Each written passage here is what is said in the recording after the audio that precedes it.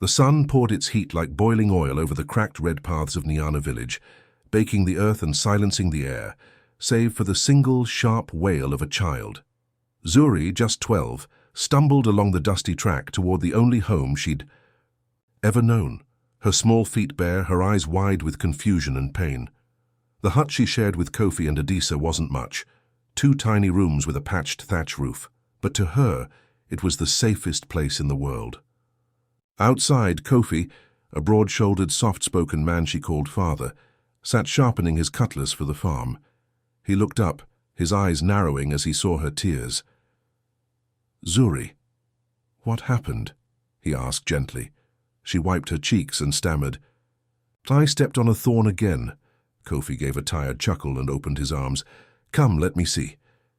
Inside, Adisa stirred a pot of ground nut stew, its aroma sweet and soothing in the cramped space. She was petite and always humming, even as her illness drained her day by day. "Ah, my little bird," she said, turning as Zuri entered. "What's gotten you crying this time?" Kofi answered, teasing softly. "She fought the thorn. Again and lost." "You need to wear your slippers, Zuri," Adisa said, her voice warm despite her fatigue. Zuri glanced at them both. Her parents, though not by blood, had loved her like no others could. They had found her as a baby abandoned near the old mission hut. No name, no note, nothing.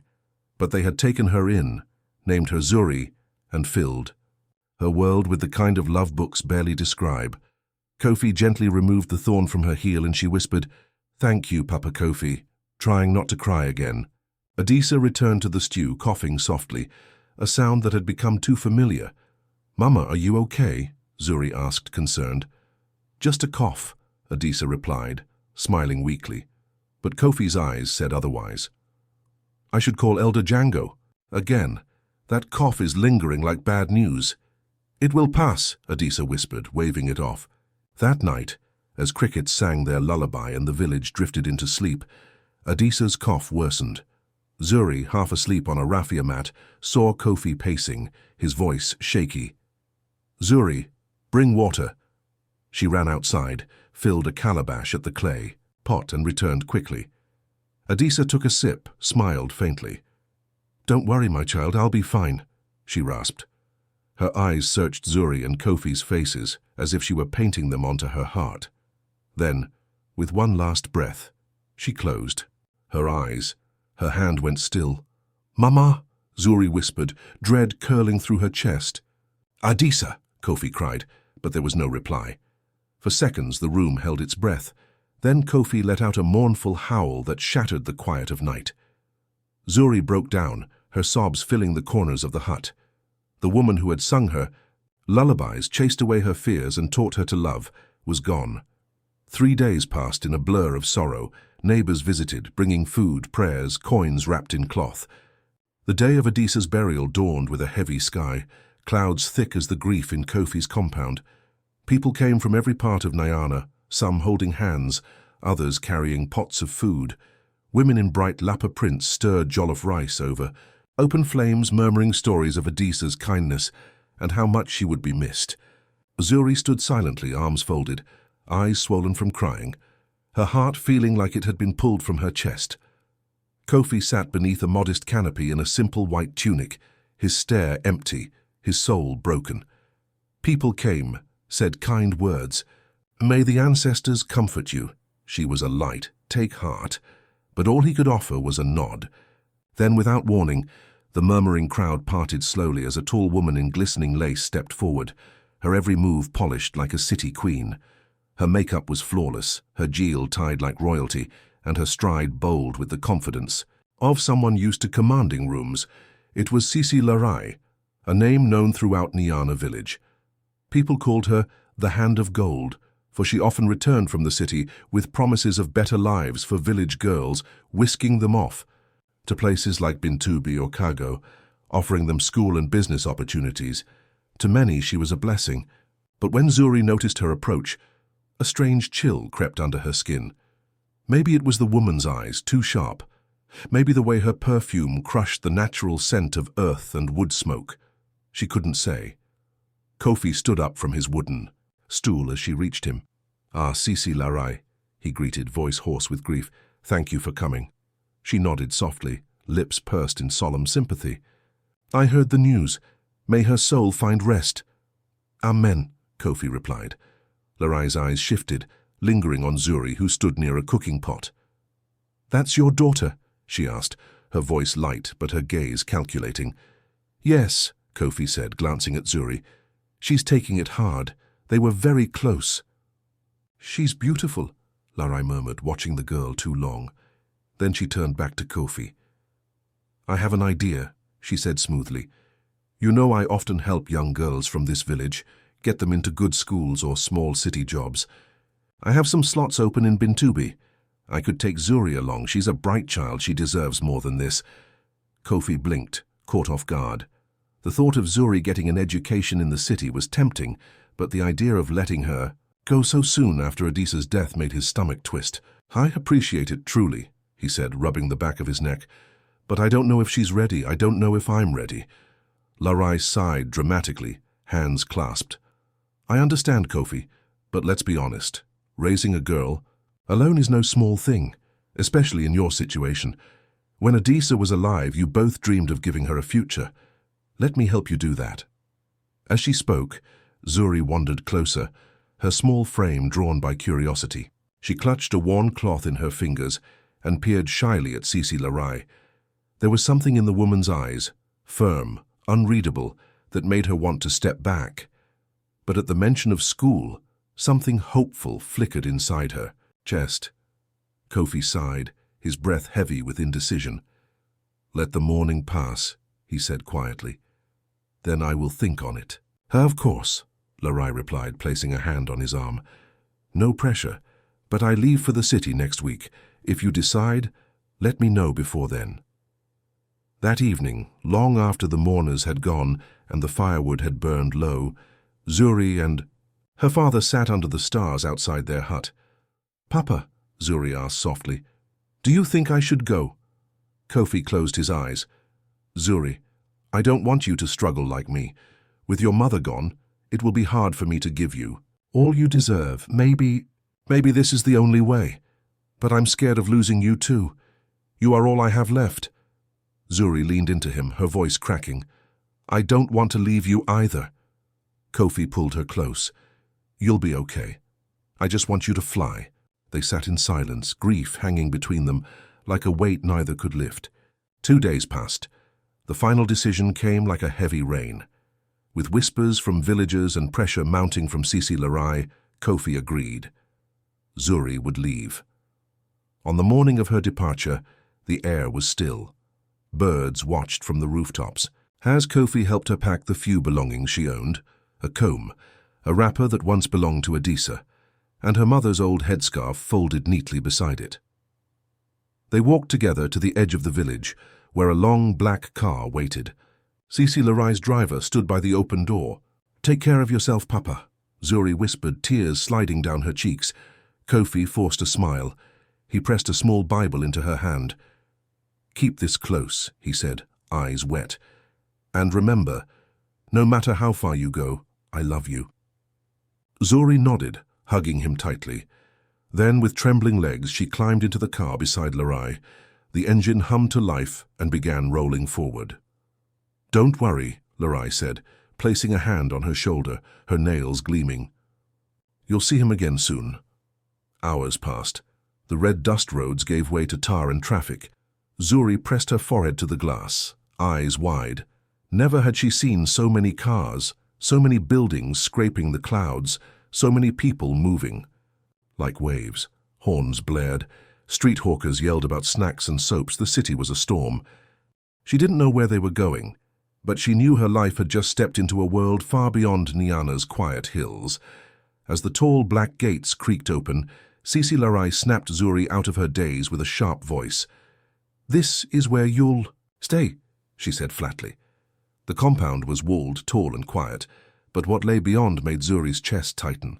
A long 2-story structure stood in the center, like a dormitory, but older and cold. Girls moved around the courtyard. Some carried buckets, others sat chatting. A few paused to glance at Zuri with curious eyes. "Come," Larai ordered, her tone suddenly brisk, all sweetness from the village gone. Inside the main building, a tall, stony-faced woman waited near the stairs. Her gaze scanned Zuri up and down. "Is this the new one?" she asked. "Yes," Larai replied. "This is Zuri. Take her to the back hostel. Find her a bed. I'll handle her school registration later." Her voice was clipped, businesslike. Nothing like the warmth she'd shown Kofi. Zuri's stomach twisted. She nodded and followed the tall woman silently. Down a hallway, through a back door, they entered a crowded room lined with bunk beds. "You sleep there," the woman said, pointing at a lower bunk with a small box beneath it. "Keep your things inside. I'm called Al-Haja." Zuri whispered, "Thank you, Ma." "Toilets are down the hall. Food is at 8. Don't be late." Al-Haja snapped, then turned and walked away. Alone now, Zuri scanned the room. The smell of kerosene smoke and sweat filled the air. A few older girls watched her from the far end, whispering.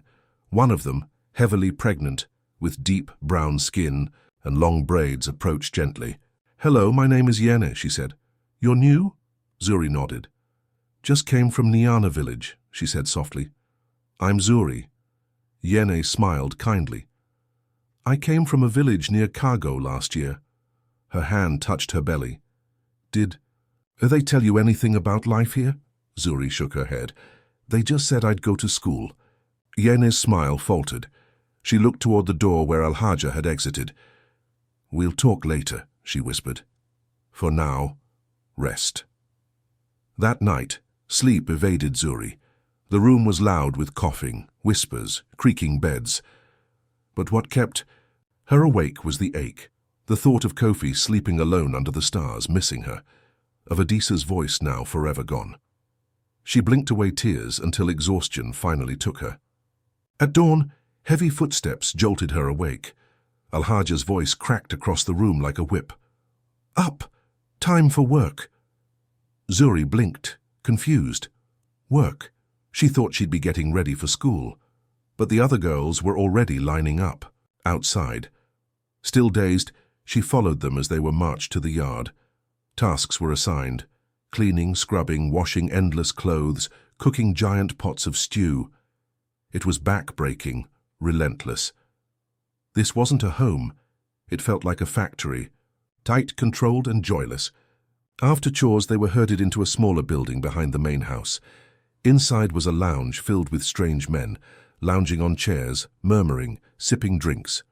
Zuri's heart jumped as some of them looked at the girls like meat at the market. She stepped closer to Yene, who muttered, barely moving her lips, "Sisi Larai runs a business." Zuri's chest froze. "Not a school," Yene added, eyes downcast. But before she could ask anything, Al-Haja barked, "You two, over here!" Zuri and Yene walked forward, trembling. Al-Haja pointed to a tray. "Serve them drinks." Zuri's hands shook as she picked it up. One of the men grinned at her, a slow, leering grin. "What's your name?" he asked, voice thick. "Zuri," she said, staring at the floor. "Pretty," he murmured, eyes crawling over her. Zuri quickly placed the drink before him and backed away, her heart racing, like it would explode. In that moment, everything became clear. This place was never meant to be a school. It was something far darker. The days that followed became a nightmare of long work, fake smiles, and a growing sense of dread. Every morning she woke up hoping to hear Larai announce her enrollment, but all she heard were orders. Each evening brought new visitors, new whispers, new instructions. Slowly, painfully, Zuri understood. The men who came weren't guests, they were customers, and she was trapped. Each morning, Zuri whispered the same prayer. "Will today be the day I'm saved?" She slept with the little Bible Kofi had given her pressed to her chest, clutching it like a lifeline. Some nights, she felt like even her tears had dried up, but deep inside a tiny ember remained, a stubborn spark of hope. She had promised herself, no matter what they did to her, she would not let them break her spirit. Then one evening, just as the sun dipped below the rooftops and silence crept through the compound, a new girl was brought in. Small, frightened, wide-eyed, just like Zuri had been not so long ago. And in that moment, Something inside Zuri cracked. How many more will they destroy? That same night, Yene leaned close to her and whispered, "There might be a way out." Her voice trembled like leaves in the wind. "Tomorrow night, Madam leaves for a charity event. She takes most of the guards with her. There's a small old tunnel behind the hostel near the broken wall. It was a drainage once." Zuri stared into her eyes. She wasn't lying. At dawn, her breath came in short bursts. This would be her only chance, or the end of everything. The next day, after Sisi Larai drove away in her jeweled head wrap and expensive perfume, the compound fell unusually quiet. Zuri and Yene crept to the back of the hostel, where weeds hid a narrow tunnel carved long ago. Zuri tucked the Bible inside her blouse. "Are you ready?" Yene asked. "No," Zuri replied, "but I'm going anyway." On their knees they crawled through the dirt and darkness, hearts pounding. Then a breeze, fresh, cool air on their cheeks. They were outside, free. They ran for hours through brush and back roads until they reached a small village police outpost. With shaking voices, they told everything. The officers listened, stunned, and by morning they moved in. The compound was raided. Dozens of girls were found. Some were reunited with their families, others placed in safe homes. Sisi Larai's empire collapsed. Zuri returned to Kofi. When she saw her father again, she ran into his arms, sobbing. "Papa." "I came back," she wept. He kissed her head. "My daughter was never weak." Months passed. Zuri now lived in a real boarding school, a real one this time. She wrote letters to Kofi every week and read her Bible every Sunday. The pain hadn't vanished, but the fire inside her had grown stronger. One day, she dreamed of building a school for girls, a place where no one could steal their futures. She swore to herself, "I will become the light I once needed,"